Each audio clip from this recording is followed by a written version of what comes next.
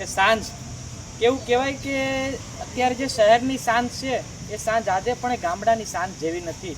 કેવી રૂડી હોય ગામડાની સાંજ, એના માટે કેવું હોય, કારણ કે આ શહેરમાં આપણે જોઈએ તો એ સાંજ કેવી છે, કોઈને નોકરીના ટેન્શન છે, કોઈને ધંધાના ટેન્શન છે, પણ ગામડામાં એવું નથી. આજે પણ એ ગામડામાં ભલે કદાચ આખો દિવસ તનતોડ મહેનત હોય, પછી સાંજે જે શાંતિ મળે છે એ શાંતિ આજે એ શહેરમાં નથી.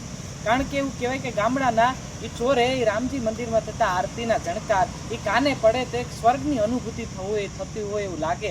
અને એ ચોરામાં રમતા એ નાના નાના બાળકો અને એનો રણકાર એ અલગ જ આપને સ્વર્ગની અનુભૂતિ કરાવે. અને એ ચોરામાં બેઠેલા એ વડીલોની વાતો અને એ કોઠાહૂજ એ કદાચ આજે એ શહેરમાં શીખવા નથી મળતું. અને એ જ ગામડામાં એ સાંજના સમયે એ બળતણ નીચે તાપ કરેલો અને ઉપર તાવડીમાં એ માવડીઓના હાથના રોટલાનો સ્વાદ, એ સ્વાદ કદાચ આજે એ શહેરના પીઝા કે બર્ગરમાં નથી મળતો.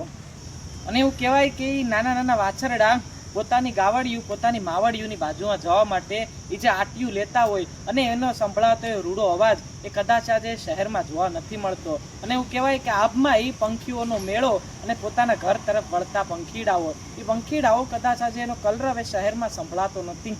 અને એવું કહેવાય કે કોઈ ખેડૂત પોતાનું બળદગાડું લઈને ઘરે જતો હોય અને એની જે સવારી હોય એ સવારી કદાચ આજે મર્સિડીઝ કે ઓડીમાં નથી મજા આવતી.